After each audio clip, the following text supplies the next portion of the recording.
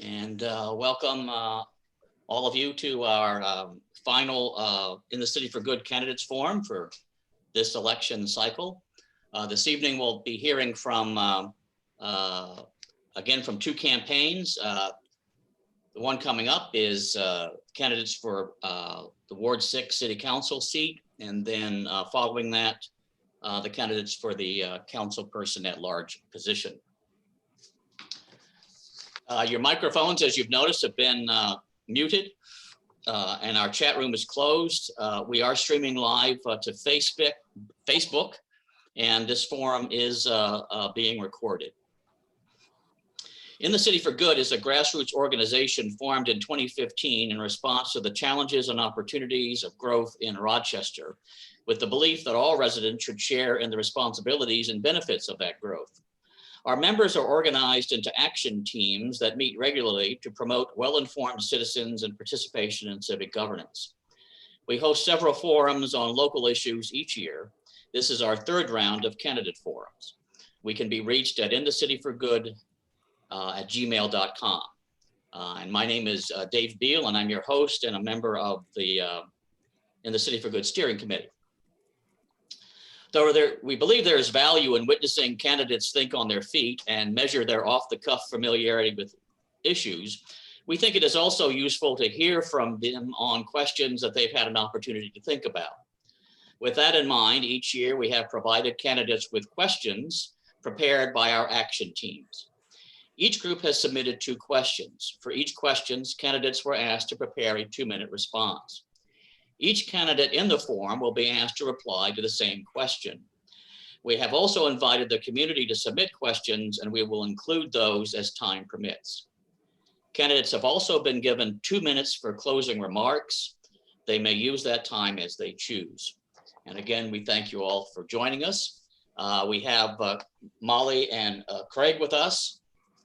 As I said, we're foregoing opening statements and introductions. We hope by this time you've met them once or twice, maybe. And we'll get right into our questions. And we'll be rotating the candidate responses. And the first question alphabetically will go, the first response will go to Molly. So welcome, Molly and Craig. Thank you. This question, these first 2 questions are from our housing action team. And the first question is, what do you see as your role in seeking out solutions and options for affordable and accessible housing in Rochester? Molly? Okay. Well, thank you. I just want to first thank the City for Good and everyone for listening, because this is so important to know your candidates, especially essential workers and volunteers and neighbors, helping neighbors. Just thank you for speaking up and making the world a better place. So thank you.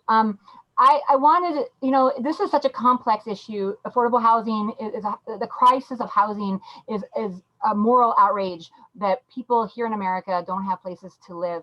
And we have a unique situation in Rochester. We have the rich and the poor right here in our town, and finding a place for everyone to live. We have to reevaluate what affordable housing is. And I've mentioned this before, that the HUD statistic is 30% of your income. And so you're looking at, if you're making $30,000, you're going to pay $750 a month, and that is affordable housing. But affordable housing also is not just how much you can sell a house for, but how much it costs to run a house. And the flimsy houses that are built quickly have higher heating costs. You have transportation costs. If you're not around resources, you have to find a way to get groceries and childcare. And so to have a truly affordable housing means we have to look at what it is. And then we have to look at how we're going to do this. Incentive programs, obviously the TIF funding, and I jotted down a few things because there's so many different ones. I know. Last night, Councilman Mojek listed out a bunch of plans that they're working on right now in the City Council that I would also like to support if elected. Things like block grants, additional housing units, things here in Ward 6, we have a lot of multiple family units, the Gates, the Essex, the Summit, the Brittany Apartments. These places we need to go and reach out and connect to the families, maybe more transit marginalized families, to get them involved and know what the needs are, because we can't address barriers without inviting people to the table and going to their table. And just today I did some research. It's kind of hard when you have kids and working full time and everything, but I did a little research, and it says that according to the City Group Finance Report, the GDP, it says that $16 trillion that we lost due to racial and discrimination since 2000. This is because of the systematic barriers that have caused people to not have access to credit, the redlining, the red tape. These are issues that are causing the marginalized families, people of color, Black, Indigenous people of color, to be more affected by not having housing options. So what we need to look at when we, the City Council, all the options kind of laid out that we were working on right now, but also having DMC have a more, not just focus on visitors, but focus on the residents here, how we can try to keep the housing to a affordable rate for people. It is an investment. We buy a house. It's a place of identity. Ownership in a home is place identity, self-identity. But it's also, we need to get rid of this idea that we are just in it for us.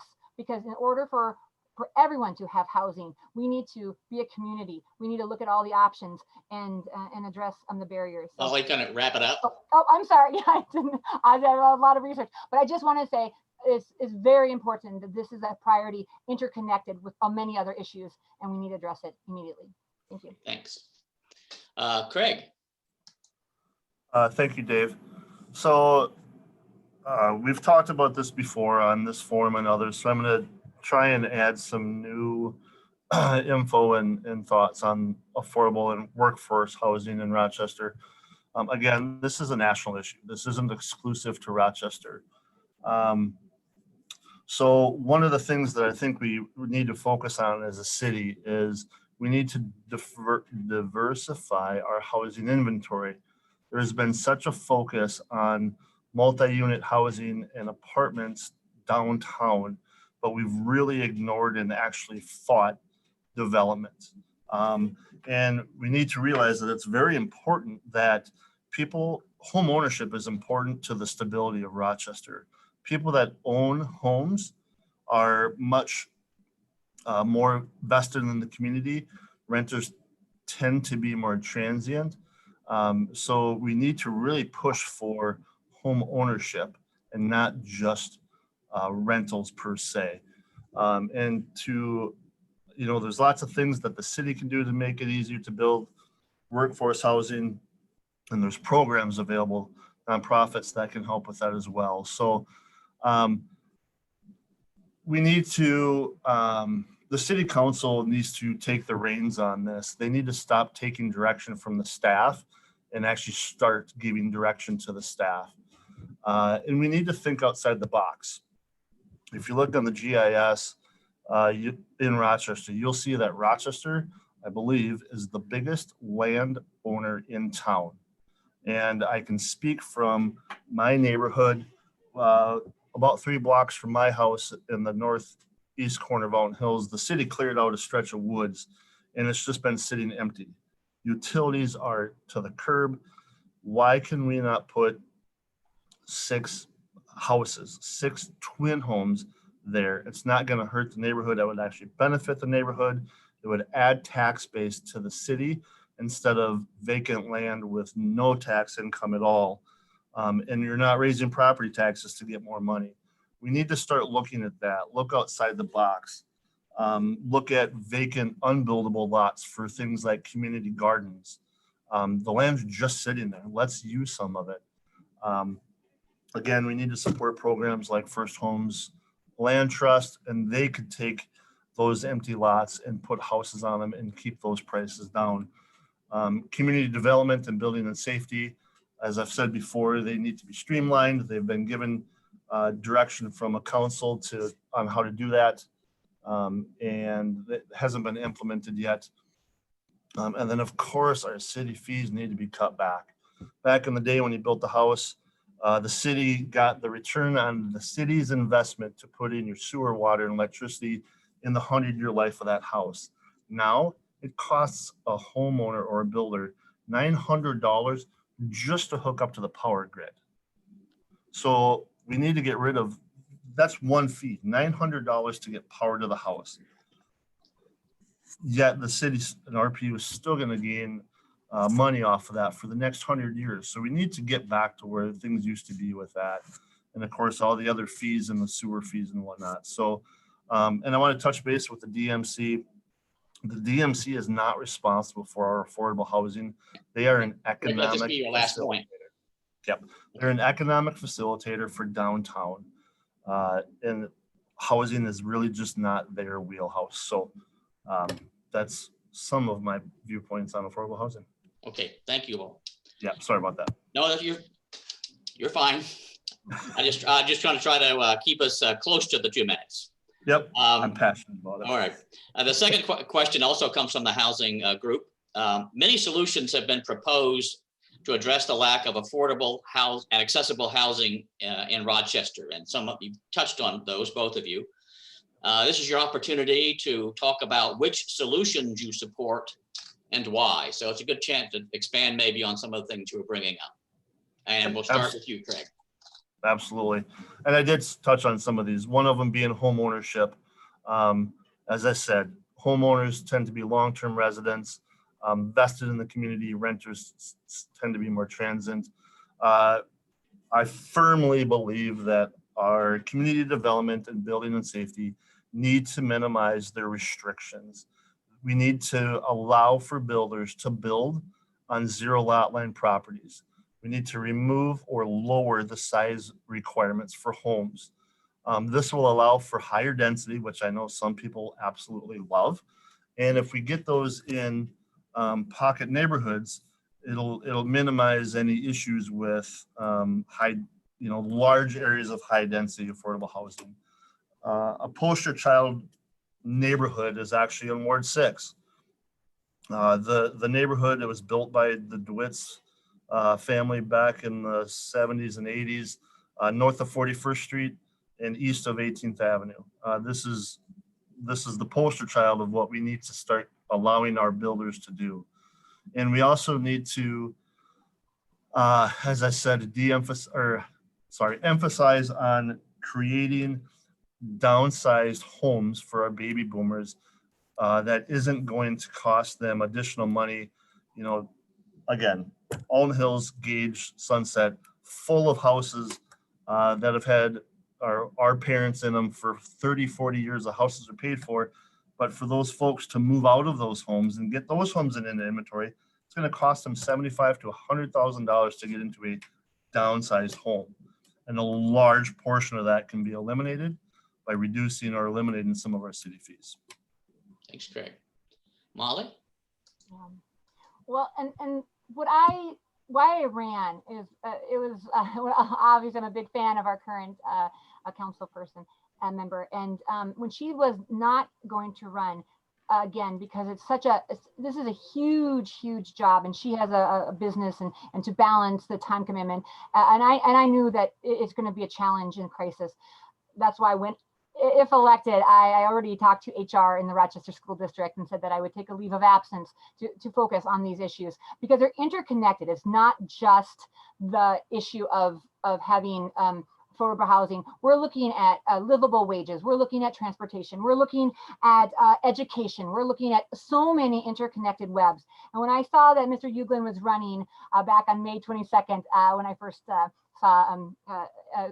council member Johnson deciding not to run, I said, well, this is not just one issue. This is not about the wage increase. This is not about the road diet. Those are issues that they need to be addressed or looked at and done maybe differently but what the real issue is a system. It's an interconnected, holistic system that we need to have access to resources, and so that people can succeed. And so when I talk about affordable, I went into that because this is not a time for ego. Some people run for office because they want to be someone. I don't like my face on signs, or I want to do something. And this is a time to listen to the experts, to go in and look at what other cities have done, talk to the people who are going to be affected directly, who can tell their barriers. This is a time when we don't want to have, if whether or not you have a house that is dependent on your circumstance of birth. Everyone needs affordable housing. When I worked in the preschool, there is children who are homeless and they can't study. They're sleeping in their cars. Women and veterans are outnumbered. We need to look at affordable housing as a system, how we're going to address all these issues so that we can end the homeless, end these people who are struggling to keep their houses, the insecurities, because during a pandemic, a government's job is to keep everyone above water, and affordable housing is a crisis that we need to listen to experts and look at what needs to be done to have everyone have a place to live. Thank you. Thank you, Molly. The next two questions come from the Social Justice and Social Services team. And the first one will go to you, Molly. What specific actions will you propose to create a racially just city? What should DMC and the DMC EDA be doing to address those issues? There's another one where listening to experts is very, very important because this since the 60s, we have not had this compelling of a time for fighting for racial justice, the unveiling of all of the inequities and the systematic racism. This is an issue. This is a time, a pivotal time in our humanity's history that we need to take action. And then DMC obviously has a lot of influence. I would say looking at the Economic Development Agency to make specific goals to say, what are we going to do to make sure we have a high percentage of minority owned businesses? And then what is a minority owned business? We got to go deep into these issues, because I heard that veterans and women are considered minorities. Last time I checked, women are half the population. So we need to look at what minorities is. We categorize. We need to limit these barriers for them to succeed and excel in fields.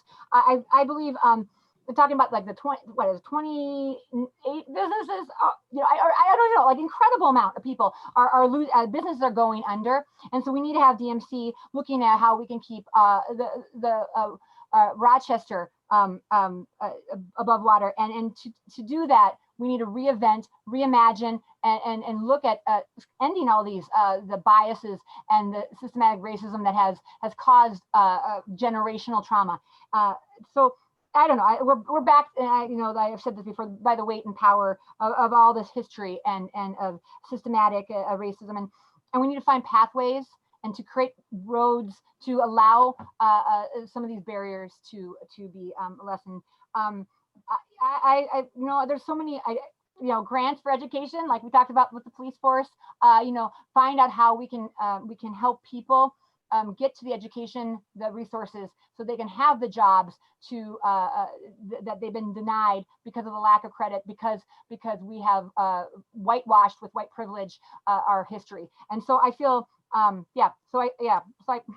we really need to look at the racial inequities through a holistic lens. Again, it's not an issue, it's a core value. Every decision the city council makes, every decision needs to be looked at equity, justice, and equality as the core value of that policy. Thank you. Thank you. Craig? Well, I'm going to try and stick to the question here, and what can DMC and DMC EDA do? In the city, of course, as well. And the city has a good start with hiring their diversity director, who is the expert and can provide options for the city council to review and approve. So that is a great start. DMC, when they rebid out the Peace Plaza, the heart of the city, it was over budget originally, and they rebid it, and they included a kind of a unique way to bid called micro bidding. So they really broke down the different portions of the project. And by doing that, they were able to fine tune the selected contractors. And what that ended up with being is 40% of those contractors were from Rochester and 90% of those were from Minnesota. There's obviously certain things that you just can't get in town and in state. So I think if we take that idea and we can look at part of that bidding to include minority and ethnic owned businesses, women owned businesses, veteran owned businesses, and fine tune it even more to that micro bidding. But we also need to be very careful with that and making sure that those minority owned business contractors are also hiring minority owned subcontractors if that's the direction we want to go. But with all that being said, we also need to be fiscally responsible when we're doing this. And my example is a regional vendor per se was required to use preferential bidding. And it's a government agency, and that preferential bidding directed them to use a supplier that was 3 states away from Minnesota. And the materials that they procured cost the taxpayers 3 times the amount of a Minnesota-owned vendor. So completely fiscally irresponsible, but it was required by our government. So we need to be smart about how we're doing it and be conscious of any additional costs to do that. So just an example of when things can go bad. So. Okay. Thanks, Craig. Yep. And the next question will come to you first for a response, and it's also from the Social Justice and Social Services team. Yep. And it's something you both touched upon. What would you do specifically to address the homelessness issue in our city? So I've been, we've had this similar question prior, and I know that the library has been kind of a focal point for our homeless during the day. And our librarian and library staff has done a wonderful job of working with our homeless, but that shouldn't be their focus. And we need to provide a better facility for our homeless to be during the day that can provide the true services that our homeless need, whether it's mental health care, social services, medical care, job placement. And I believe that we can do that with a permanent year-round day center. And that would include a permanent overnight facility. I think that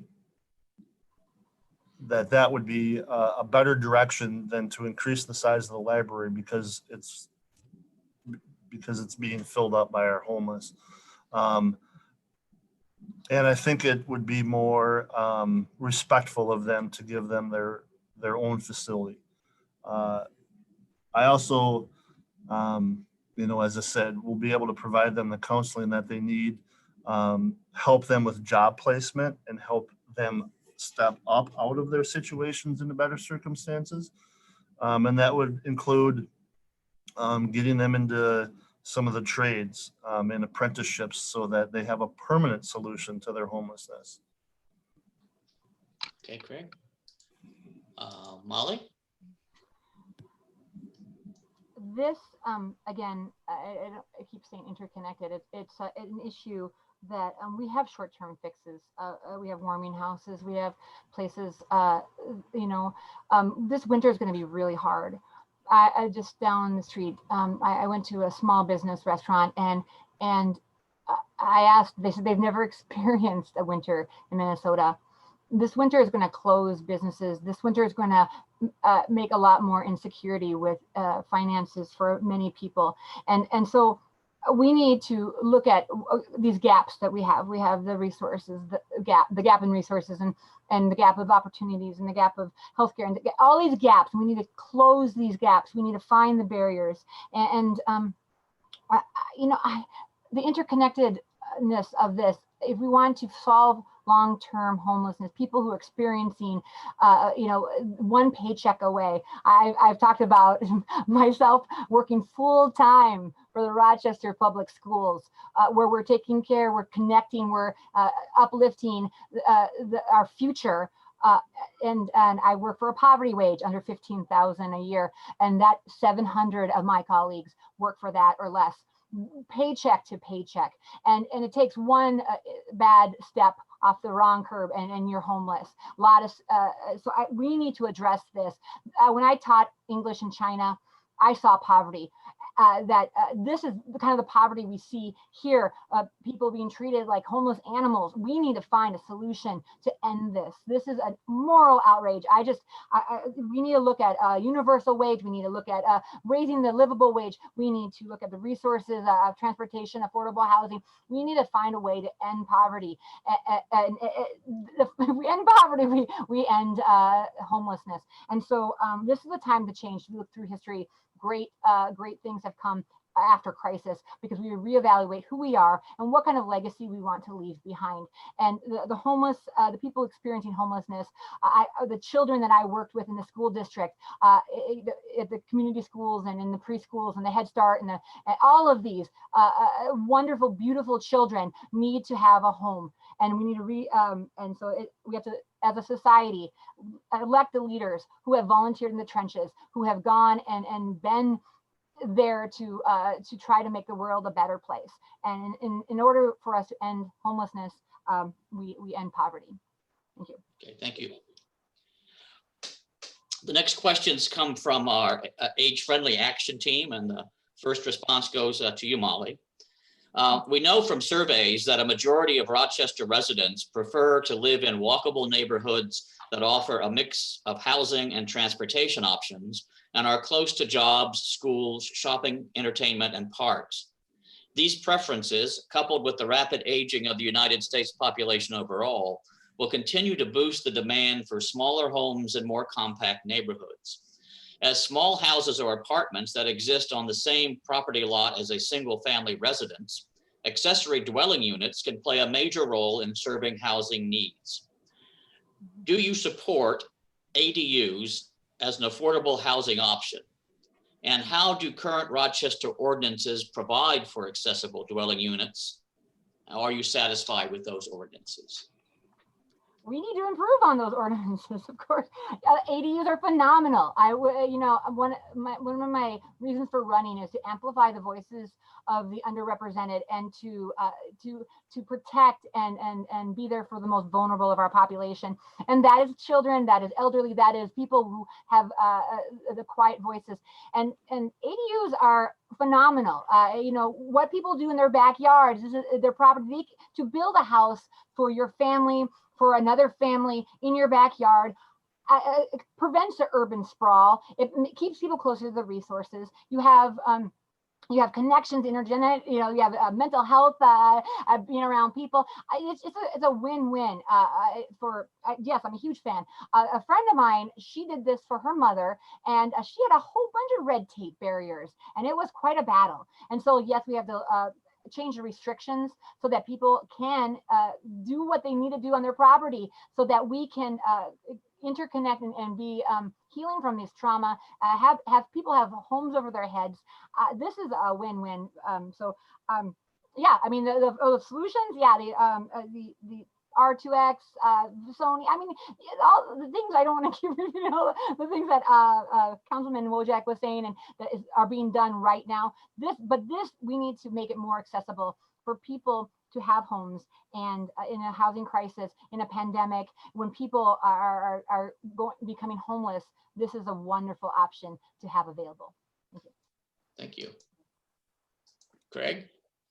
Yep. So I would agree with Molly. I think they're a great idea, but we definitely need to make sure that we're doing things right as a city. As far as detached ADUs, there are things to consider, in one form or another, whether it's a tiny house on the side of the garage or an auxiliary building in the backyard. We need to consider how, if it's a mobile unit, how it's going to be attached into the homes, sewer and water, because we live in a very cold climate 5 months of the year. And my understanding is now the city actually is requiring separate sewer and water connections. That's a really big expense for that.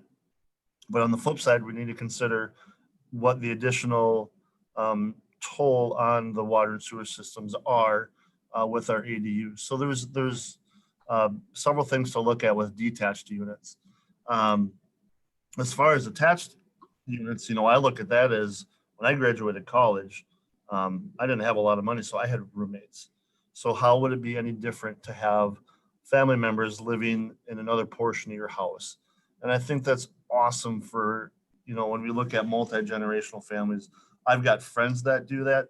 I've had clients that have purchased their homes specifically so that their parents could live in their homes with them, and allows our parents to live a semi independent life without having some of those responsibilities of individual home ownership.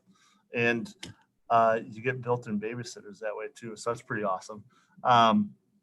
As far as, the city, we need to be careful with how the city is going to approve this, license this, add additional fees to this, where it's going to just push it out of affordability.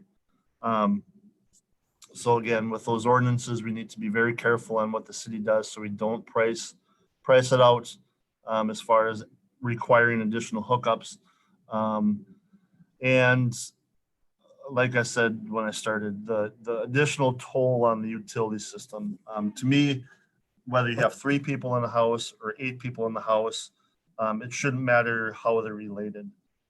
Is it my wife, myself, and my daughter, and my parents is 5 people? How is that any different from a family with 8 kids? So, I think the city needs to be a little forgiving in the number of people in the house when you're looking at something like that. So, Thank you, Craig.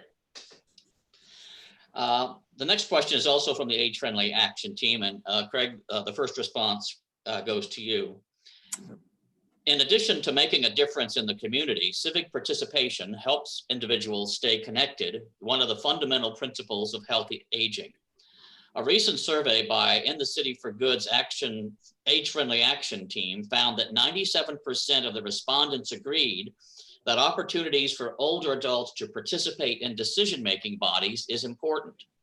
However, only 38% agreed that older adults in Rochester had these opportunities for civic participation.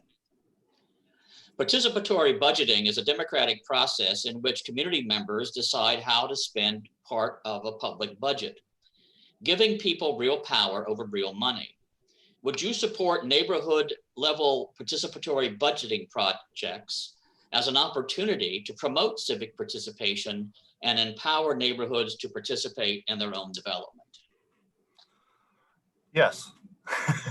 I think with with community forums, probably ward specific, so that they're not too much to handle per se.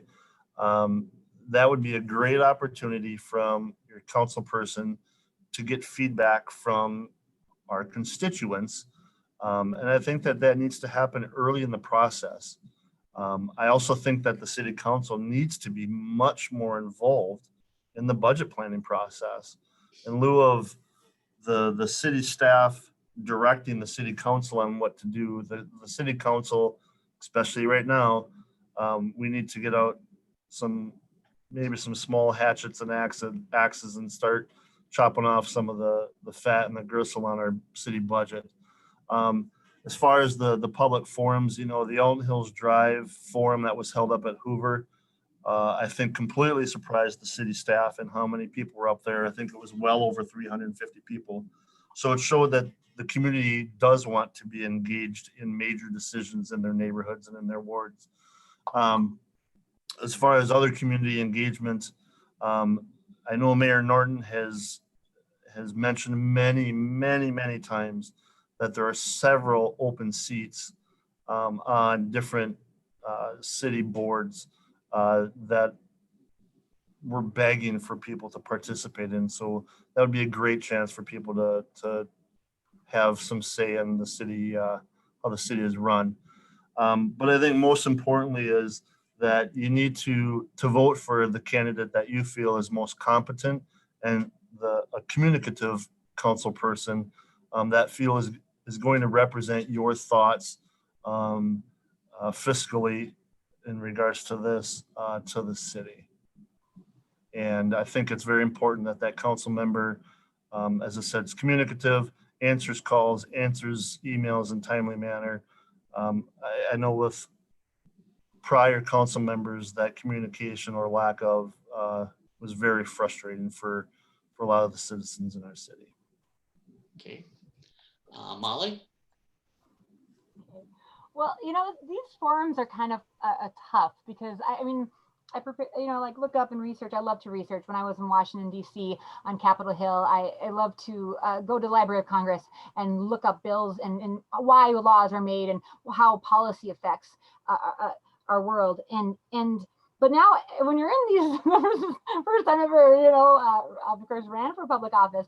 But it is interesting because I get the analogy when I was listening to Mr. Uglin I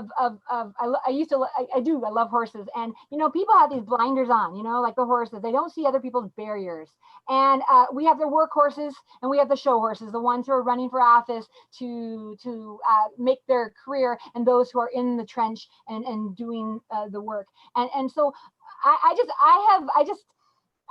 idea of leadership is I believe leadership is grassroots leadership. I have been out there hosting a national night out. I'm a Girl Scout leader. I have organized community food and clothing drives, donated food. I've done a lot of these in the trench volunteering to make the world a better place. We need to get community involvement. Yes, of course. I actually just was on the phone with a wonderful man at the Charter House who was talking about this. Yes, we have to encourage participation because I called and I said this is a resident who wanted to be involved. And yes, we need to have more. Apathy is dangerous. Apathy, when we're not involved, that's what happens when countries turn are no longer democracies. We need people involved, and to get rid of the misconception, as with things that Mr. Uglin was saying. Sometimes when you don't know the correct information, we need to look at listen to the experts, listen and see what the vulnerable and the quiet voices who don't speak up, who aren't the ones yelling, what they need. We need to get as much input as possible. And when for 11 years, I volunteered for Mayo Hospice here in town, 11 years. And I've held the hands of people who are on their deathbed, and everybody from the beginning of their life to the end of their life wants to be involved and find purpose and meaning. And yes, we need to get everyone involved in our democracy. Reach out, do the listening posts, the community forums, the townhouses. We need to get people involved because that's the only way we can get out of this stronger together. Thank you. Okay, thank you, Molly. The next questions, and these are the final ones from the action teams, come from the education action team. And Molly, you get the first response on this one. Mm-hmm. How can the City Council and Rochester Public Schools work together to best serve our city's children and youth? For example, could we begin putting more basketball courts and similar relatively low-cost recreational facilities into our city parks? I love this question. Back one of the very first forums, the MedCityB, we talked about splash pads and basketball hoops. One of the residents in Ward 6 actually brought that idea up to me. Yes, community, we need those to foster senses of belonging and connection. If we want to fix inequity, we first fix education. We first look and collaborate with the school board and county. It's not rocket science here. We want to get as many creative people. We can't be waiting for Superman to come in and save us. We need to reach out and get the think tank, the wheels spinning and find solutions. I just today talked to a school board member who talked wonderful ideas about how collaboration might work with the school district. That's what you do. You schedule meetings. You make it work with the county, with the school board, with the residents, with people who are affected by a policy. You make the meetings, you make the time. That's why it's a full-time job. I don't know how people can balance 40 to 60 hours a week on the city council. I know, I'm working full-time. I'm a single mother of 3. I have a lot of obligations too. It is hard, but I know this is my legacy. My legacy is to leave a better world for my children, for all children, regardless of their economic and barriers. This is what we need to do. You have finite time on this planet, regardless of COVID.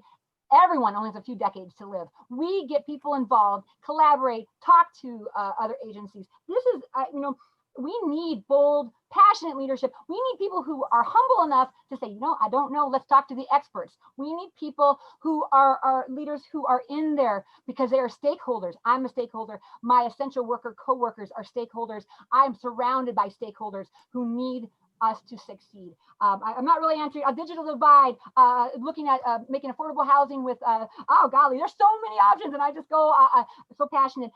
We need to find a place where people have access to resources. Schools are where you do it. One of the places. I work for a community school. I work for Gage, and now I currently work for Riverside. They have dentists come in to do cleans. They have food and clothing available in the school. That is collaboration. That is the way we redefine, reinvent Rochester, is we collaborate. The community schools, Riverside, you're doing it right. Gage, you're doing it. These are how we're going to fix our future, is to listening to the experts and connecting to others. Thank you. Okay. Craig? Yeah, so back to the question. I grew up in Rochester. I grew up specifically in the Alton Hills neighborhood. And Hoover is a prime example of back when the elementary schools in the 50s and 60s were built. They did have cooperation with the city parks. Hoover has a huge park on the back of it that is, I believe, city owned, but is used by the students of the school.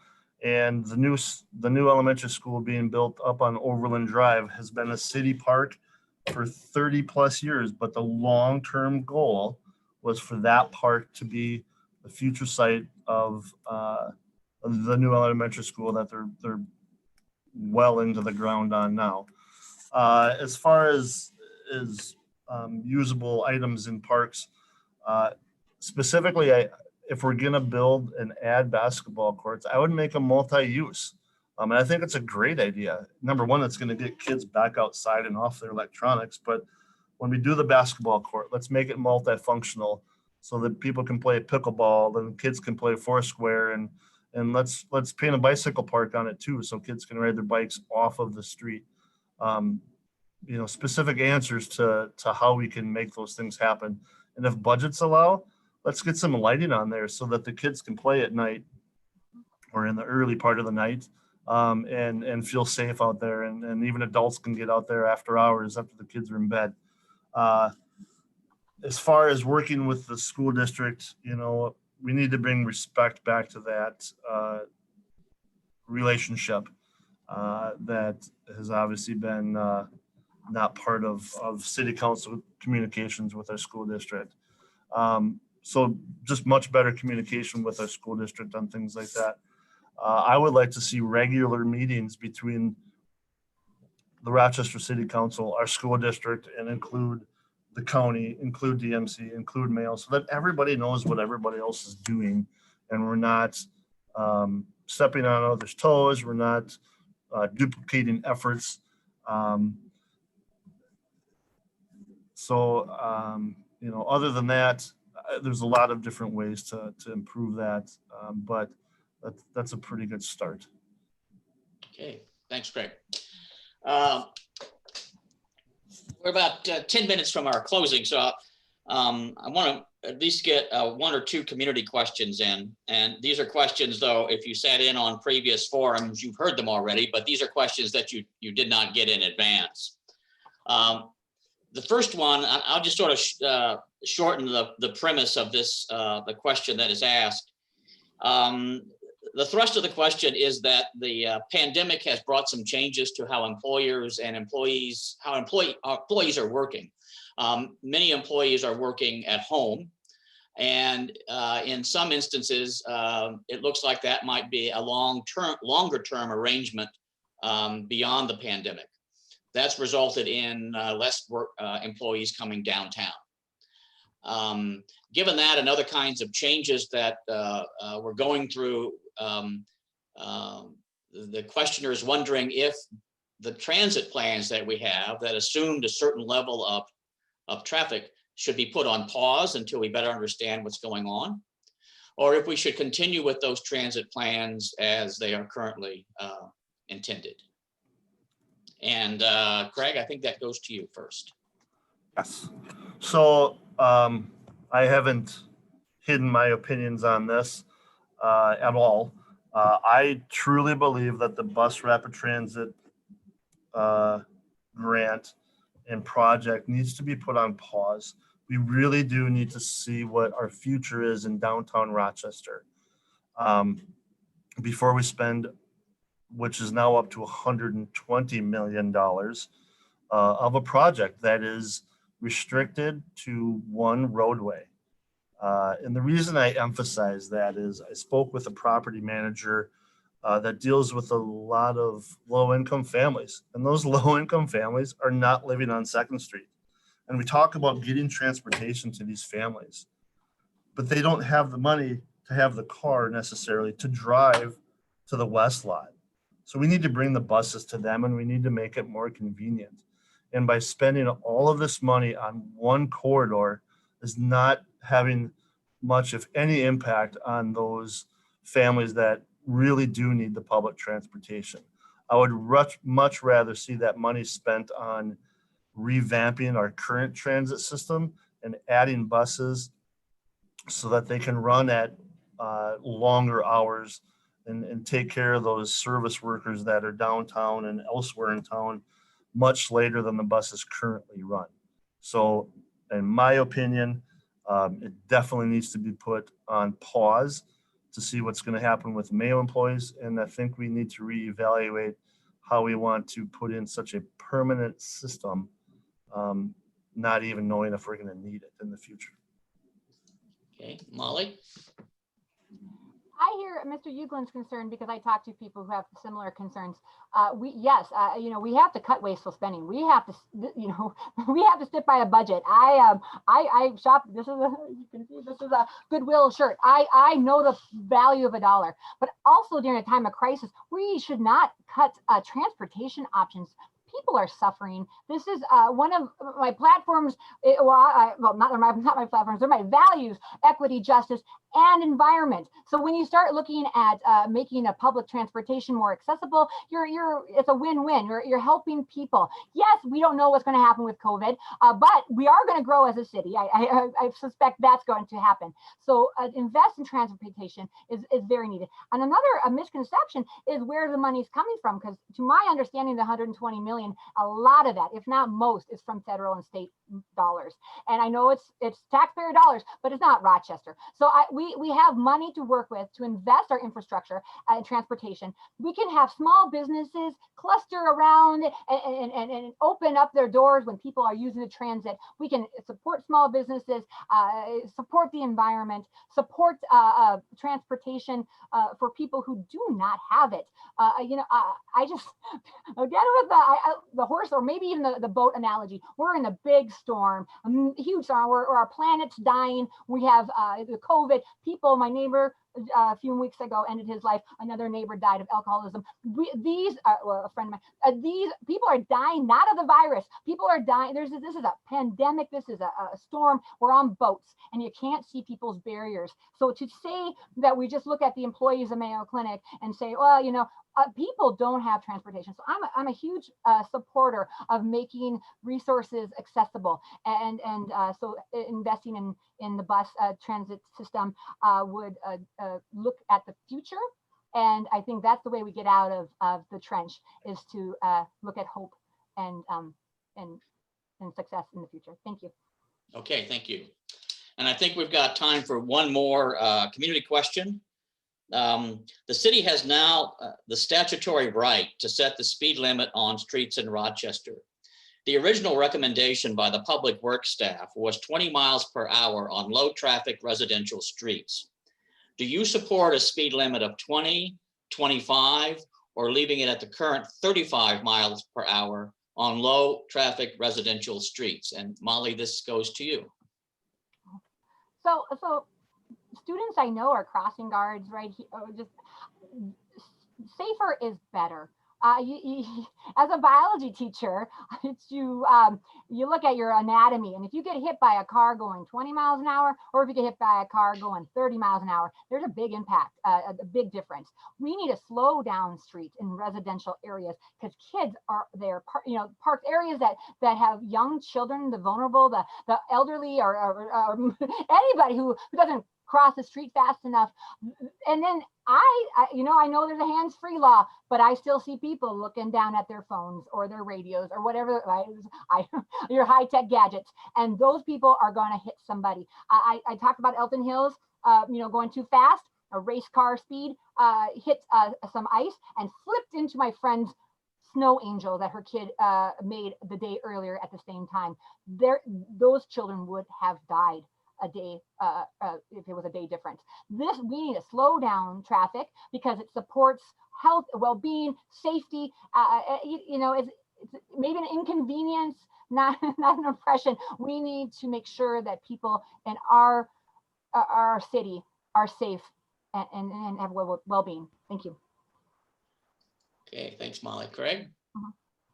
Yeah, thank you, Dave. So I'll stay focused on the question. So in regards to Elton Hills Drive, my understanding is that would not apply for the speed reduction because it's a major arterial roadway. The reduction is in reference to residential streets and side streets. So I don't have a problem with dropping it to 25. That's what the state standard is in the vast majority of cities. So that's what visitors are going to be used to. I question why 20? If 20 is better, why not 10? Where do you stop? I think we need to have some common sense there.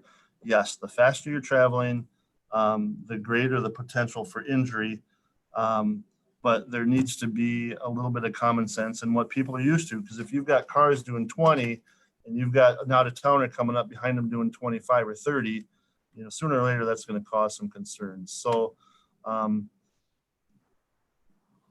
this is part of the complete streets type initiatives, and I think we need to be careful on how much of that stuff we really adopt. Again, put some common sense into some of those plans that are coming forward. Not every idea is applicable to every spot in Rochester. So that's what I got. That it? Okay, thank you. Wanted to make sure. Okay. Yep. We'll go now to the closing statements, and given where we're at in the rotation, that would come first to you, Craig, and then Molly will close. So Craig, your closing statement. Thank you, Dave. And in the City for Good. I'm asking you to remember three things about my thoughts tonight. Number one, I'm here to regain trust of our citizens, regain trust in our city council. I think that that's been lost as of late. My focus is on competency, great communication with our constituents, and cooperative efforts with, of course, our community and our other governing bodies in town. And I ask for your vote on or before November 3rd. To me, this isn't a job. I don't need to quit my job because of the flexibility of my job to be able to be a city council member. And I will do everything that I can to give this job the justice that it deserves. And that includes being prepared for meetings, not just city council meetings, but all meetings and board meetings that I would be responsible for as a city council member. I'm not about platitudes and promises. I'm about answers and results. That was proven with the Take Back Our Streets efforts to keep Elton Hills as a 4-lane. My involvement with the Elton Hills Neighborhood Association, my 14 years of leadership with the Minnesota Patriot Guard, Beyond the Yellow Ribbon, Southeast Minnesota, and multiple other organizations that you can find on my voteuglin.com page. I'm wanting to make Rochester a better place for my daughter, all of our children, and our parents. I think that Rochester government needs to get back to basics. Public safety, not defunding the police, public works, parks and trails, and economic development to diversify our economy. Our city is not experts on everything, and we need to rely on our staff and our community to tell us what they want. We need to support the county social services, and we need to support the nonprofits that are taking care of our homeless and our less are disadvantaged. I was born and raised in Rochester. I'm a JM grad. I'm super passionate about Ward 6 and Rochester as a whole. My job as a realtor, my passion as a realtor gets me all over this town and talk to all kinds of different people from all walks of life and all different viewpoints. I am a husband, I'm a father, I'm a son, and I'm a loyal brother to many. And again, I ask for your votes on or before November 3rd. And for more information about me and my campaign and contact information, you can visit voteuglin.com. So thanks again for your time tonight. Thank you, Craig. Molly, your closing statement? Thank you. Thank you. Just to touch base on what a lot of people say is they want to listen, and I'm going to listen. I'm going to listen to diverse voices, the underrepresented, the quiet voices, the voices of Ward 6, the voices of the city. But I'm not just going to listen.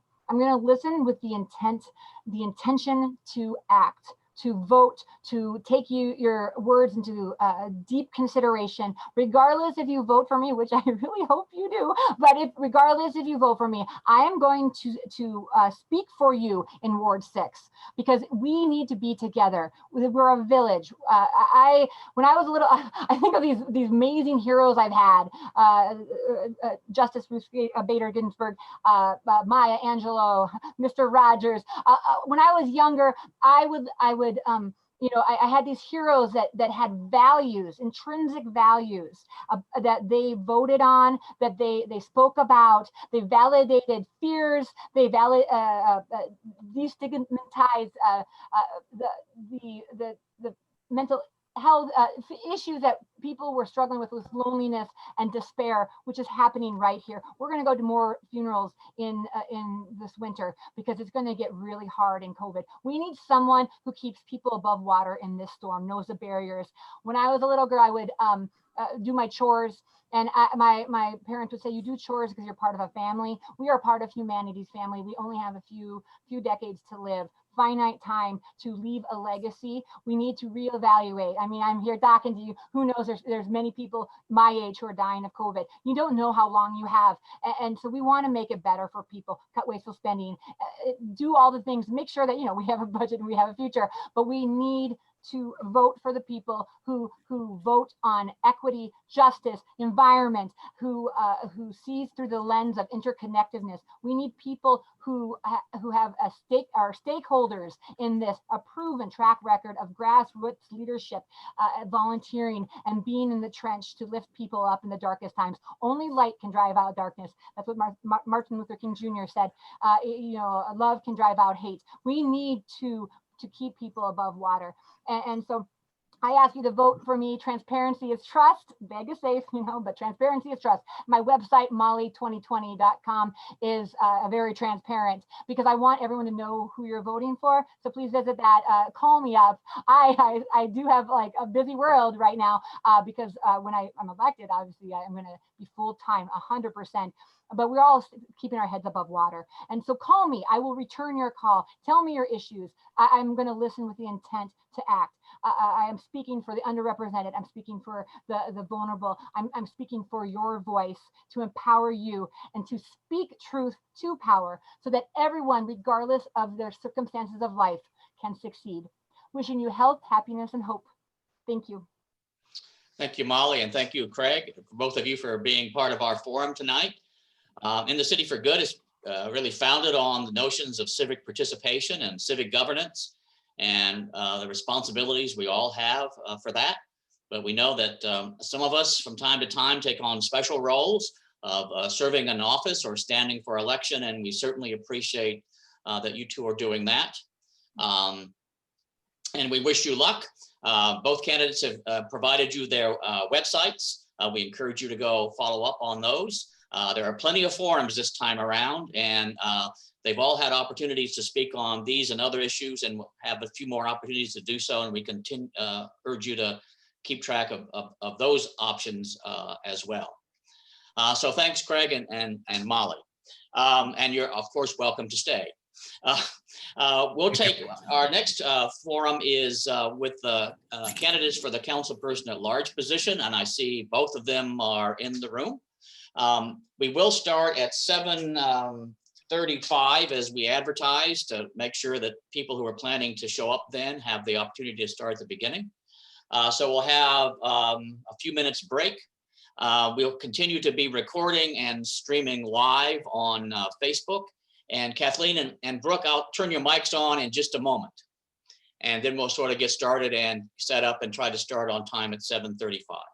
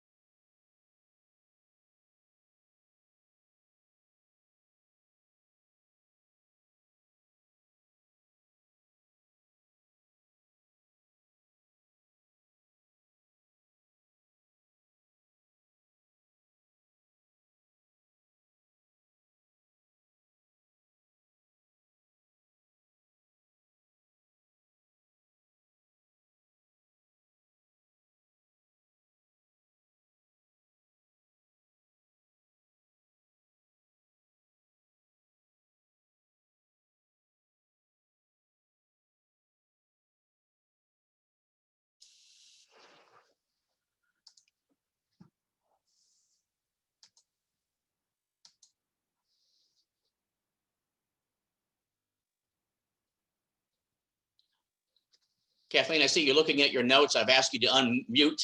You should see that on your screen. Sorry, Dave. No, you're fine. Time flies. Yeah.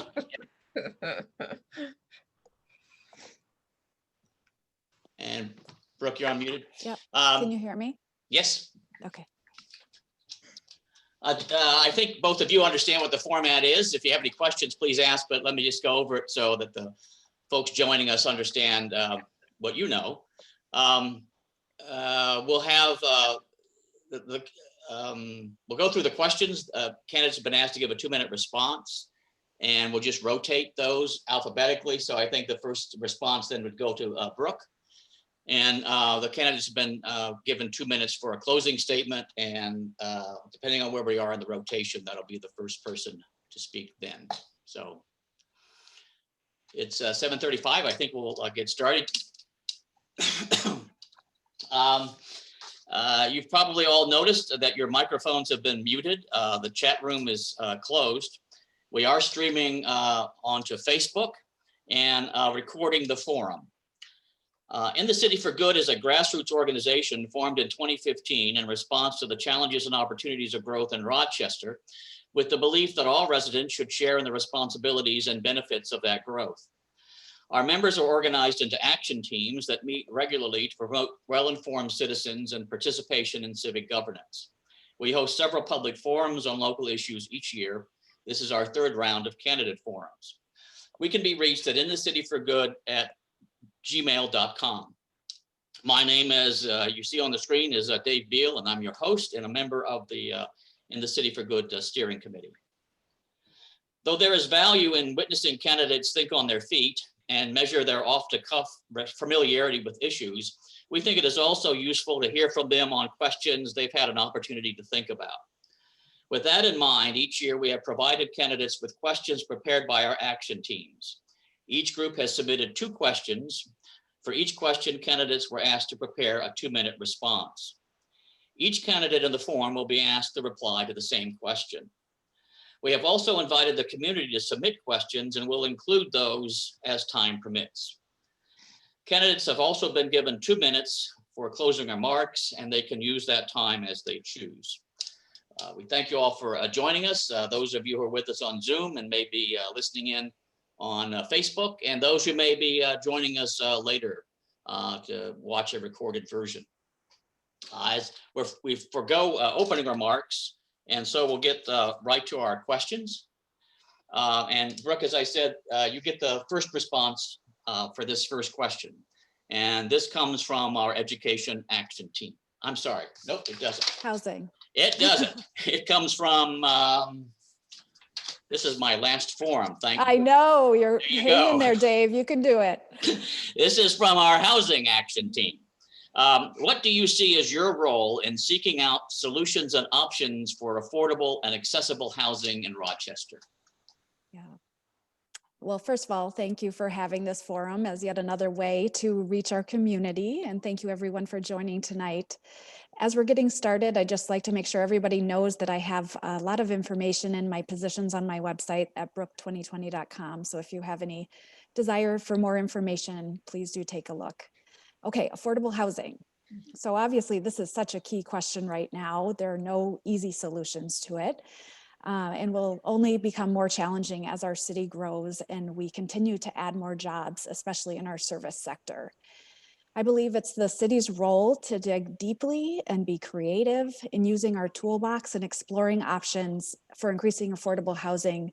We can build on strategies like TIF and zoning tools like R2X. We have the opportunity to grow smarter and prioritize developing underutilized land that keeps our new infrastructure costs lower, while also exploring opportunities to reduce development costs, such as refining our parkland development or dedication fee, and exploring other tax incentives to offset costs. This is all said with the acknowledgement that we must work in partnership with current housing efforts through the Rochester Area Foundation, with our builders and developers, along with our county. The county HRA, together with the board, is demonstrating great leadership in their forward thinking and creative solutions right now to reducing barriers to affordable housing. In this crisis, these innovative solutions and options are even more critical, but neither the city or the county can do this alone. We must figure out a way to work together across the city and the county so we have both short-term or temporary housing solutions to support those living in crisis right now, and longer-term solutions to increase affordable housing overall in our community. Thank you, Dave. Thanks, Brooke. Kathleen? Thank you for having me tonight and sponsoring this forum. I understand how much work it is to produce these, and I appreciate your effort and all the work of In the City for Good, not only engaging civic affairs, but in helping our community really look at itself and evaluate, are we living up to our promise and are we living up to our word? As far as affordable housing is concerned, I believe that increasing affordable housing stock and rental options must be, and this is a real change, a top priority for the city of Rochester. I think the city must step up and own this challenging issue because it affects the quality of life of Rochester residents and people who would like to be residents today, but also the future growth of our city. So as City Council President, In collaboration with other community leaders, I would seek to drive city ownership, accountability, and focus on this issue. Rochester can no longer rely on the county or the market to fix this issue. It is clear. I think we have to make affordable housing a top priority, a key objective of the city. And if we say we're truly going to do that, I think we have to understand the impact of all policy decisions we make in all areas across the departments of the city. How do they affect the cost, the barriers to affordable housing? Similar to a fiscal impact analysis that's done on the state for legislation, I would propose that we do this. We have a fiscal impact analysis of ordinances that are proposed. How do they impact the cost, the barriers to affordable housing? This discipline, this tool, which we don't have now, we don't look at the other ordinances' impact on affordable housing, will help the council evaluate the direct economic impact of various ordinances on the cost of housing. It'll also help ensure that other departments are mindful of their policy proposals on affordable housing. We have to do this if we truly believe this is an important issue. It's very encouraging, and I applaud the city's recently announced reorganization of its bureaucracy to increase efficiency of its planning and development services.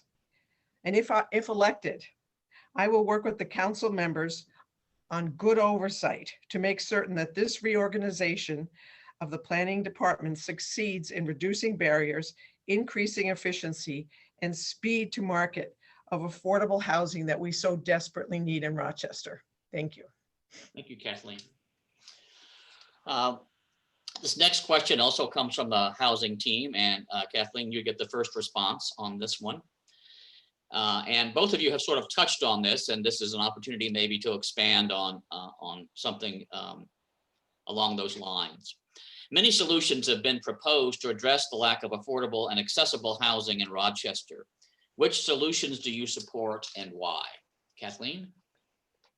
Well, thank you for that question. And just to give you a little sense of how I approach issues, I first look at an issue by defining its objective, strategies, and then the tactics. So I appreciate your question about solutions.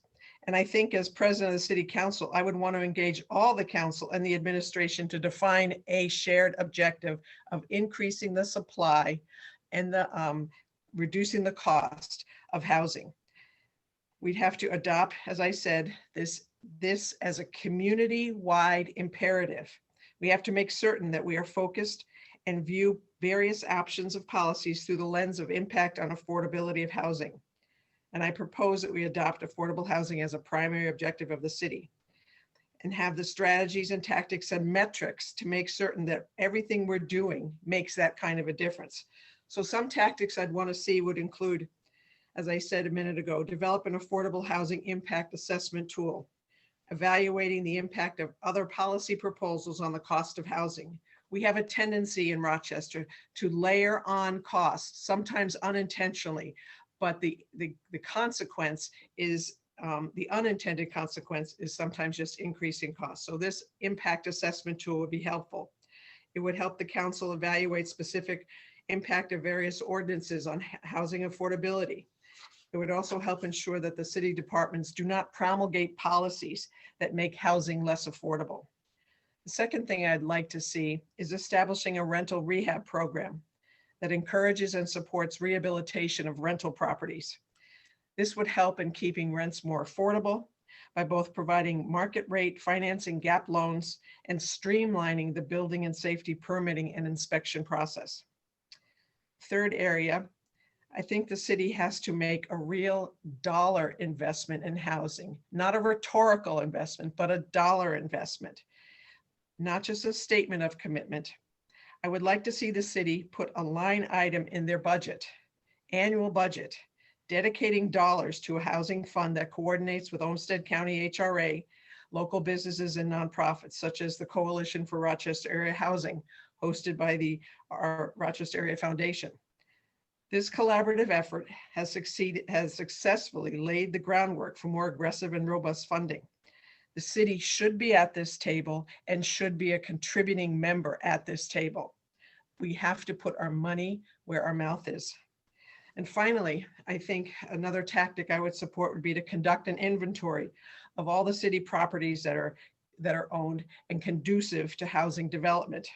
These properties, which now are unused and probably cost money to keep up, could be steeply discounted or donated under terms that require rents remaining at or below 60 or 50% of AMI, as established by the Minnesota Housing Finance Agency for a term of years. So these are but a few of the tactics I would support in achieving the objective of making affordable housing more a #1 priority in the city of Rochester. Thank you. Thank you, Kathleen. Brooke? Well, in addition to what I mentioned about or before, I'd like to say that affordability is multifactorial, and we need to address it as such.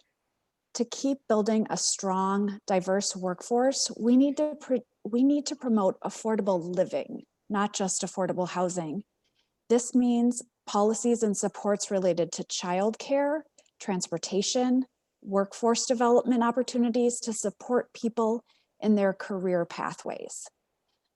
Specific to housing, I think it's problematic to talk about affordable housing in terms of the rental perspective only, when we absolutely should be talking about the importance of affordable home ownership. We have some good models to learn from. I'd like the city to play a role in setting standards for how homes are built affordably, but also maintained affordably so people can continue to live there, afford to live in their homes. As resources allow, I think that we should start investigating proactive strategies to build wealth in our community among those who have had limited opportunity in the past. Programs such as down payment assistance that was recently launched in St. Paul and has been used in other cities across the US. We know that we need high quality, durable homes that multiple generations can benefit from. I'll also just note that we know that senior housing vacancy rates are extremely low, and we're looking at a lack of thousands of units for seniors. So we are going to need to be prioritizing solutions that promote either multi-generational or additional affordable options for seniors in our community as well. And I look forward to working with our community to help, and our city staff and our partners in our community to determine which solutions would be best for all generations in our community. Thank you, Dave. Thanks, Brooke. These next sets of questions, next sets of questions come from our social justice and social services team. And Brooke, I believe this first response goes to you. What specific actions will you propose to create a racially just city? What should DMC and the DMC EDA be doing to address the issue? This is obviously a very big question. We had a chance to do a debate with the NAACP and talk about some specific questions related to racial justice and equity. So I'd refer others to that forum. That was a really powerful conversation. So the city can play, or there are many ways that the city can play a role in promoting a more racially just community. First of all, it's important to use an equity lens for all aspects of in assessing all aspects of our government. This goes for our organizational culture, but it also goes for public safety policies and practices, transportation, parks and recreation, housing, like the wealth building approaches I mentioned previously, hiring practices, the makeup of our boards and commissions, and also our contracting practices through the city and DMC. So I believe both DMC and the city can and are making some progress towards increased metrics in contracting with women and minority-owned businesses, particularly local businesses. I've spoken to Jory Johnson at the city who leads this work and seems to be indicating that there's some good momentum underneath her. We want to be sure that these strategies to achieve these goals include processes that inform women and minority-owned businesses, right away so they have the best chance to respond, have the tools, support them in having the tools to respond effectively, and also encouraging DMC to have that think local, buy local culture. Finally, I hear so often from residents who have concerns about whether or not they're seeing positive impacts of DMC when instead they're often seeing tax increases. And DMC work so far has focused on things like sewers and hotels and luxury condos, but I'm pleased in the conversations that I've been having with the city and with DMC staff in particular about more broadly engaging diverse voices and community voices who have not necessarily been represented in the past in our design processes, including the Second Street rapid transit corridor. So we're situated to create a community that is not only a welcome place for visitors, but inclusive for the people who live and work here as well. Thank you, Dave. Thanks, Brooke. Kathleen? Well, from the city council perspective, I think we have to lead by example. First, and I do hope for a day when there is more diversity of elected officials in our community, and working on developing that pipeline of leaders to come along and to seek and gain elective office is a day that Rochester should really look forward to and work towards. But as far as the city is concerned, we need greater diversity in the city workforce for certain. And we need to make certain that the city leaders are comfortable with diversity of ideas and diversity of people around them. Comfort of the familiar is not going to move our city from sometimes being wary to welcoming. I think continued and vigilant oversight, citizen oversight of law enforcement is also critical to being a just city as well. That cannot be underestimated. As for DMC's role, I understand that DMC is working on a number of diversity, equity, and inclusion initiatives, both internally and externally.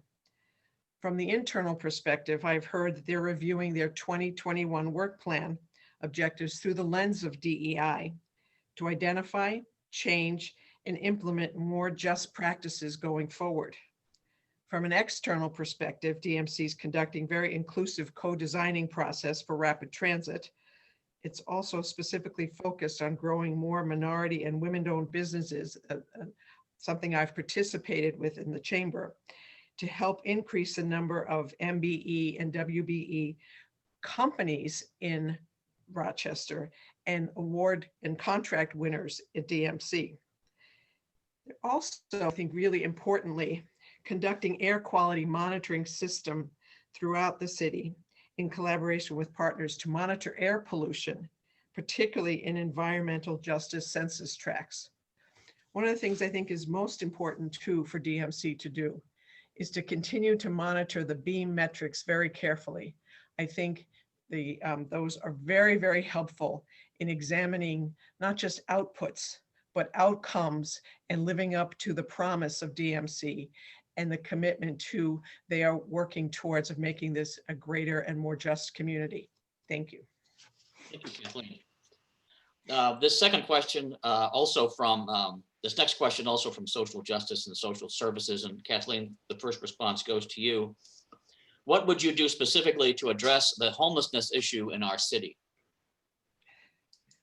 Well, it's so hard to answer these questions with a one thing, but I do believe with all that I am that addressing homelessness is both a moral obligation and a policy imperative for our community.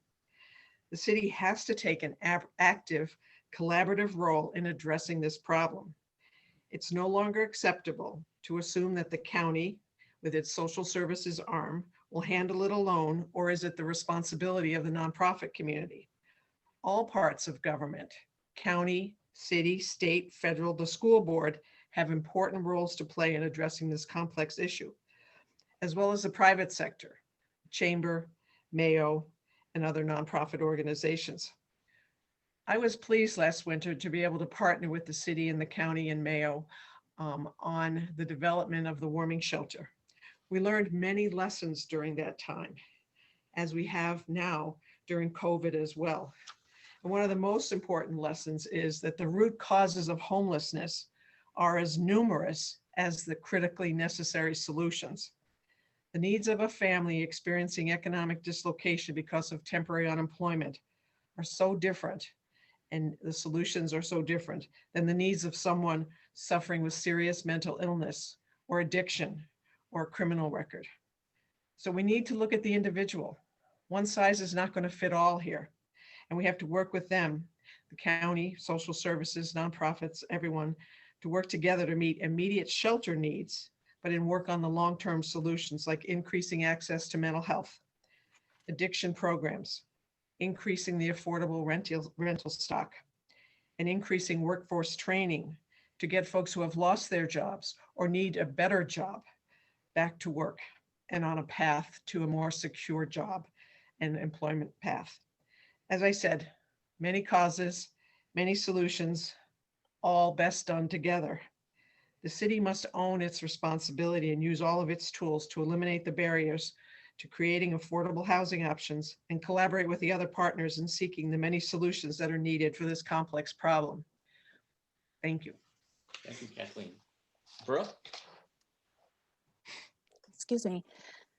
Through my role leading the nonprofit consortium, I sat on a committee that was working on both temporary and longer term solutions related to homelessness. This is obviously an incredibly complex issue like housing, and housing alone is not a solution in and of itself. So the committee had focused on cost cutting by leveraging some of our existing infrastructure because during COVID, of course, we had the Mayo Civic Center that was sitting empty and we were able to repurpose that space so successfully, and through a collaborative relationship between the city and the county, the nonprofit community, and even the private sector's support. So I'm pleased that that work is continuing now between the Landing and the city and the county and the Salvation Army to offer extended hours at our day center housed at the Salvation Army. There's just some really good work happening that we can build on. And I believe that that model of working together has to continue. Again, these are not, there's not one solution to this challenge. We need to be sure that the city is using our resources to complement the resources coming from other sectors, including the county, and that we're focusing on longer term planning solutions. This is not something that will be solved tomorrow. It is something that will require us to work hard together and integrate our plans across our mental health and substance use supports, across affordable housing, and how we support people differently living in affordable housing, as well as decriminalizing homelessness and, of course, workforce development. We're really fortunate to live in this wonderful and generous community that's deeply committed to the opportunity for all to have success, but also driven by compassion and our collective humanity. So I've been fortunate to work closely with the Landing and volunteer there. And I know they're just in such need of volunteers right now. So while I have the floor, I would just say, please do take a moment, if you're able, to consider how right now we support people experiencing homelessness. And you can do so by working with the Landing, for example. Thanks, Dave. Okay. We'll shift now to the questions submitted by the Age-Friendly Action Team. And Brooke, the first response goes to you. We know from surveys that a majority of Rochester residents prefer to live in walkable neighborhoods that offer a mix of housing and transportation options and are close to jobs, schools, shopping, entertainment, and parks. These preferences, coupled with the rapid aging of the United States population overall, will continue to boost demand for smaller homes in more compact neighborhoods.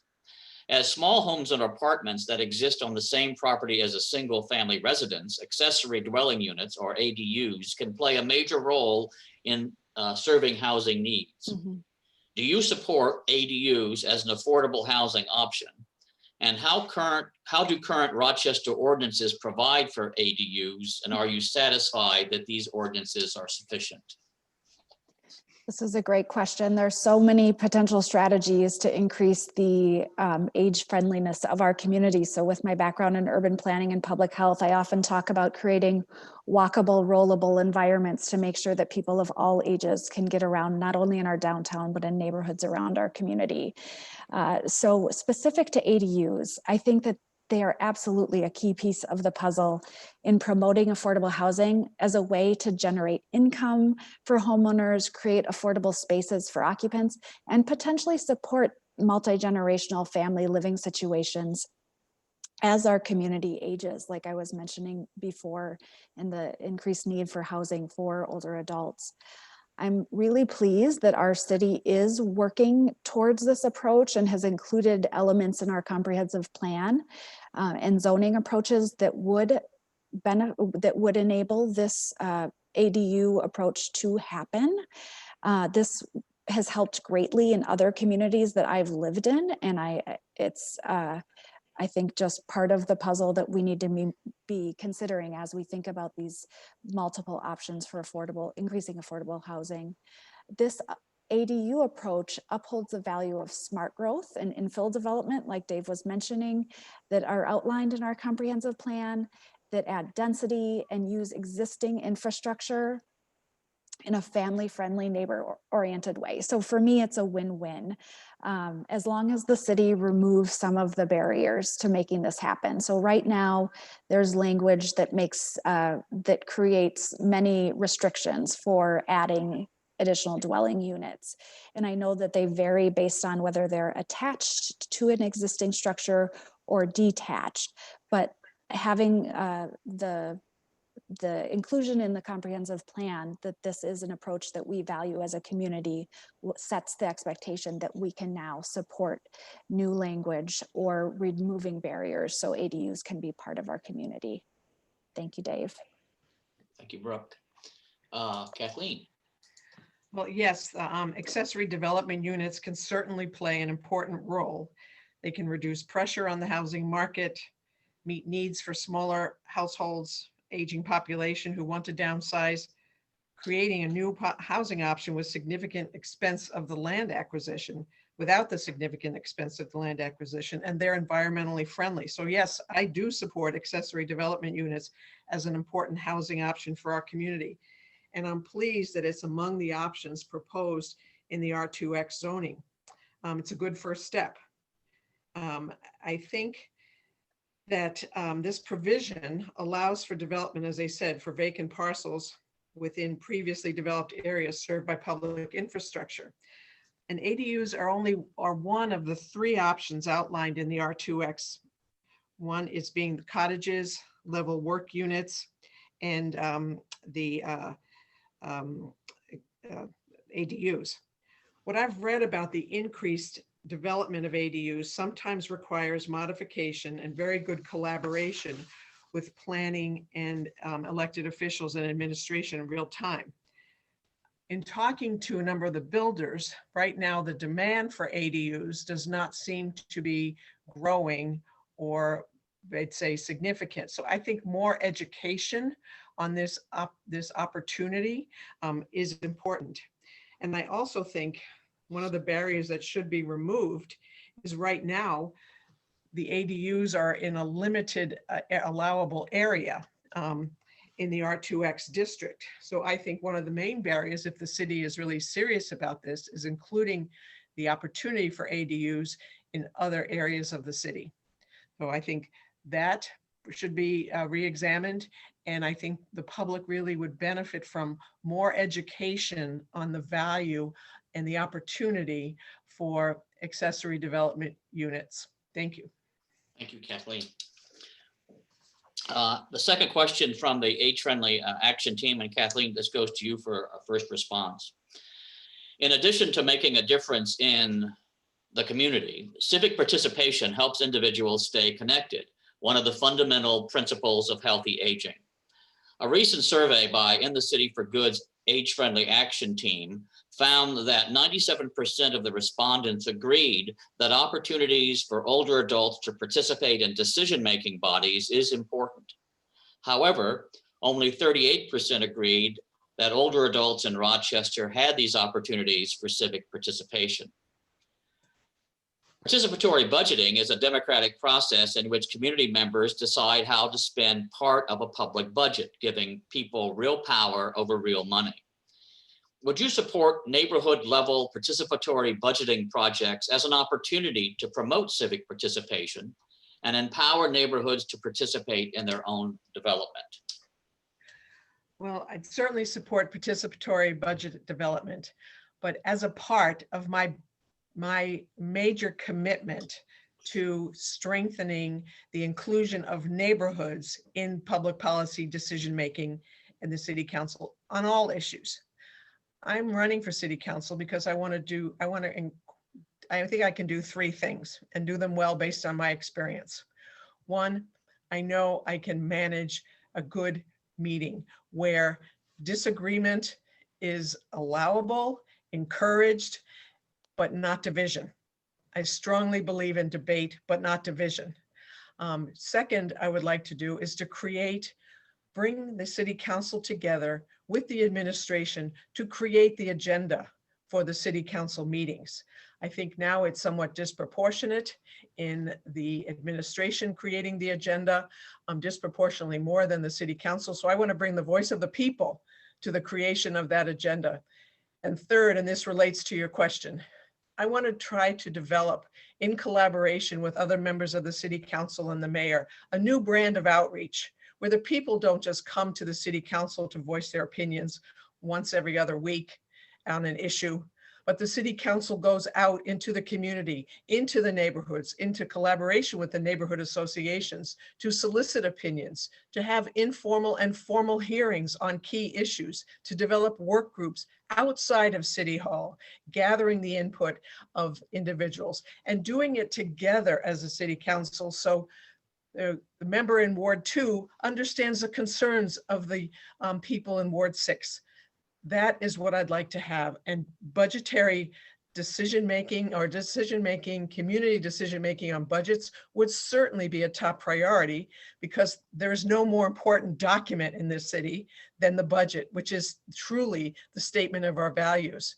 In my work as chairman on the Minnesota Board on Aging, clearly civic engagement always came out at the top of the list for healthy living.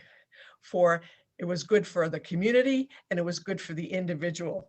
And it made the aging process really valuable, and bringing in the wisdom of those individuals into the process was incredibly valuable. So I absolutely support it. I treasure the idea of being able to engage the neighborhood associations and the individuals in them to assist in public policy making in a very active way. So thank you for that important question. Thank you, Kathleen. Brooke? I wholeheartedly support processes that increase power and opportunity for community members and citizen experts of all ages, abilities, and backgrounds to inform our decision-making, and that's a top priority for me. As a consultant, I believe in a human-centered design approach, which centers our planning on people most impacted by our decisions or our development processes. We must engage with and learn from our communities to ensure that we're upholding or improving our quality of life that we have come to expect in Rochester. I understand that this specific strategy is being piloted through our neighbors, which is great and creates the opportunity for us to assess effectiveness of this approach. I'm a trained evaluator, so I believe we need to test approaches, assess their effectiveness towards our anticipated outcomes, and course correct as we need. While I know that our neighbors is a great organization and I love working with them, we want to acknowledge that not all neighborhoods have associations or have access to the resources that are connected to our neighbors for a variety of reasons. So we need to be really careful when we're proposing any solution that we're not perpetuating inequities in our community. This is likely an example of the fact that we need many strategies for many different aspects of our community.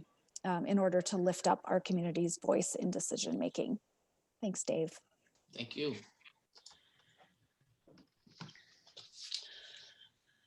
Now we get to, I know you've been waiting for this, the education questions that okay, these next questions are from our education team.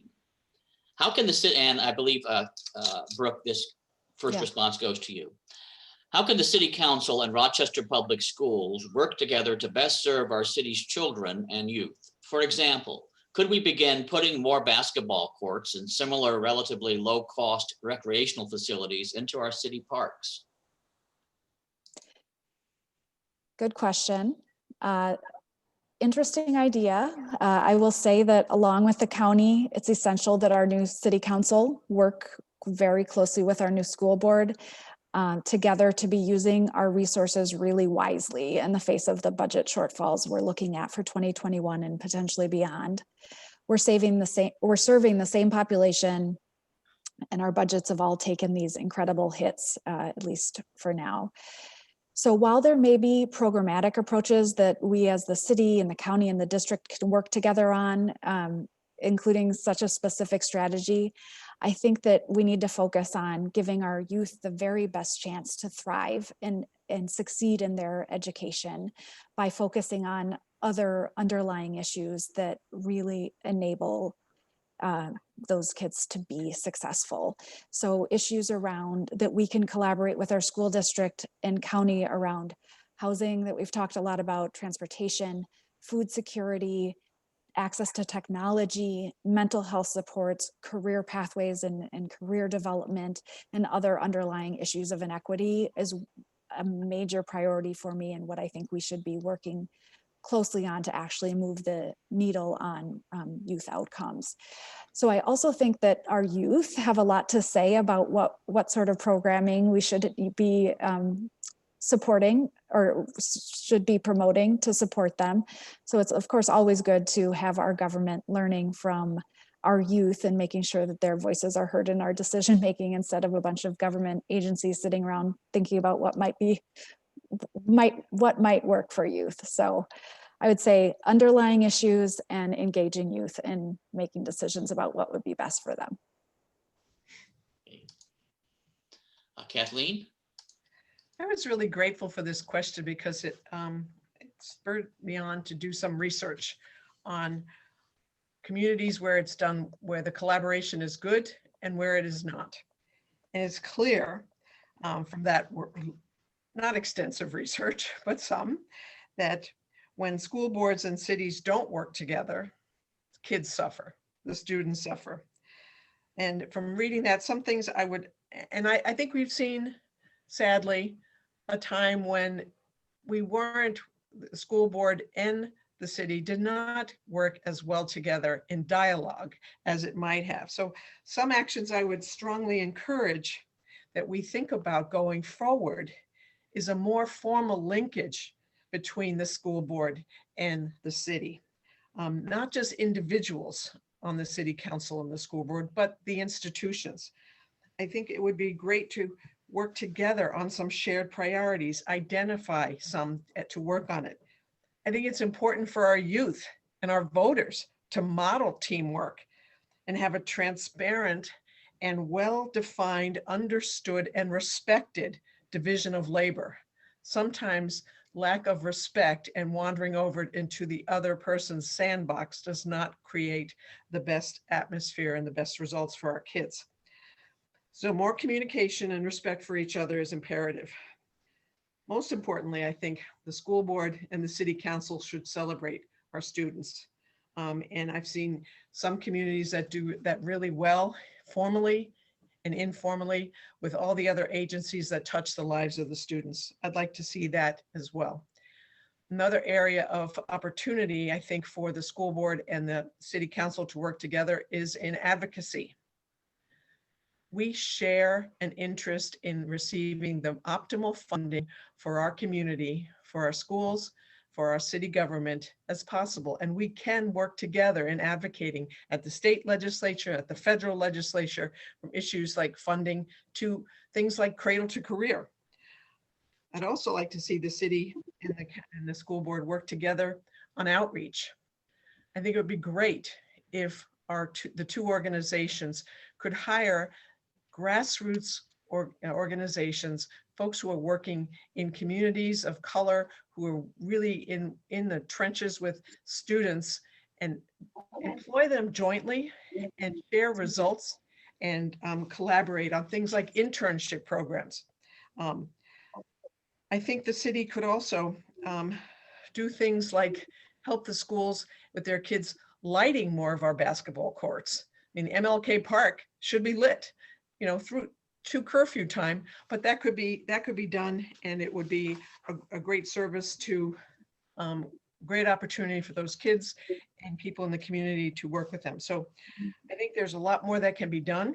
And I would hope that we can, in moving forward, collaborate more formal linkages, more realization that we're in this together and that we share one important objective, and that's putting our kids first, not jurisdictional prerogatives. Thank you. Thank you. I think we have time for one more question before we get to closing statements, and I do want to get at least one question in from the community. I tried to shorten the question last time and made it longer, so I'll just read it as is. Transit is a huge issue in Rochester, with small and large employers relocating many employees to working at home. What impact in the next 5 years, 10 years, and 20 years will working from home have on the projected use of transit, and especially rapid transit villages, et cetera, for Rochester? Do you, should the transit program be placed on pause for several years, or should the transit program move forward as planned? Kathleen, I believe this goes to you first. Oh, Dave, I wish I had my crystal ball. I left it in the trunk, sorry.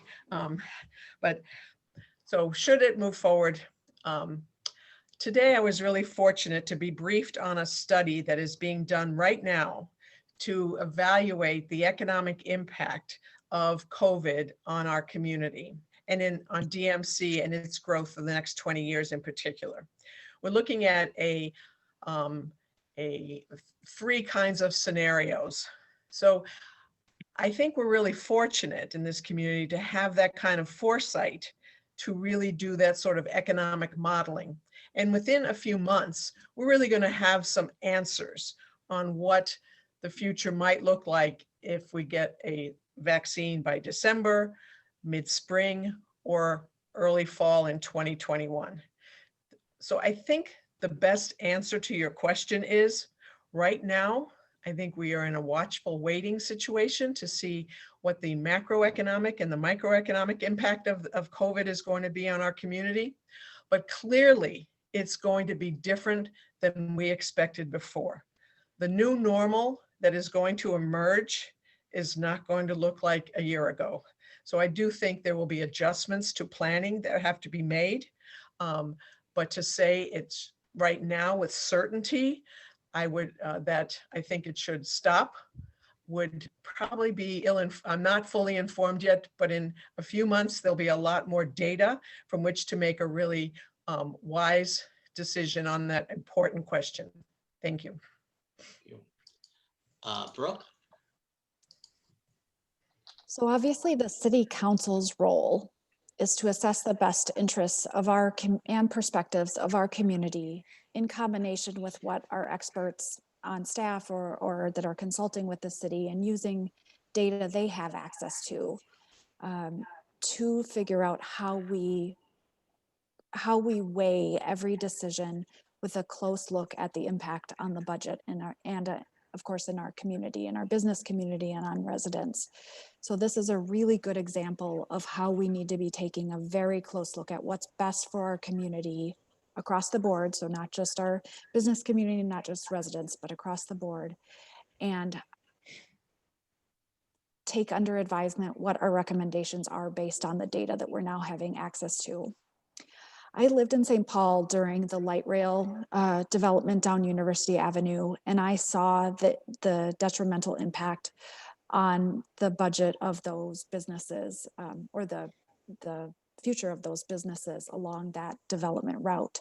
So I worry about additional expenses that we haven't anticipated and are very, very clear right now in our downtown business community based on the construction that's happening there. So I know that there's just a whole lot of impacts that we need to be considering in making these types of decisions.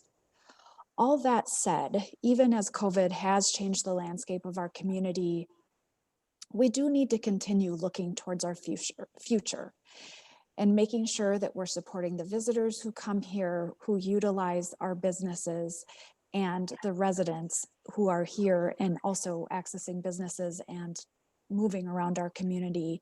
And we want to make sure that people have safe, easy, and affordable ways to get around our community. DMC is obviously still investing a huge amount of money in our downtown, anticipating that we will continue to grow as a community. So as we grow, expanding parking is not the only solution. We know that adding parking spaces costs tens of thousands of dollars of taxpayer money. So that's not a sustainable solution either. Issues around transportation and issues around transportation also intersect with issues of equity.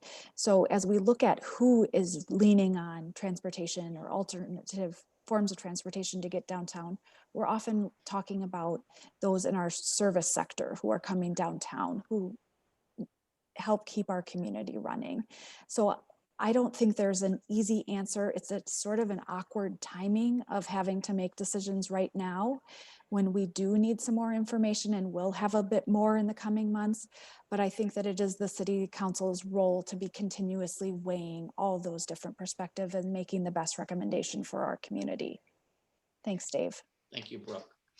We'll move now to the closing statements and where we are in the rotation. That would start with you, Brooke. So you're closing.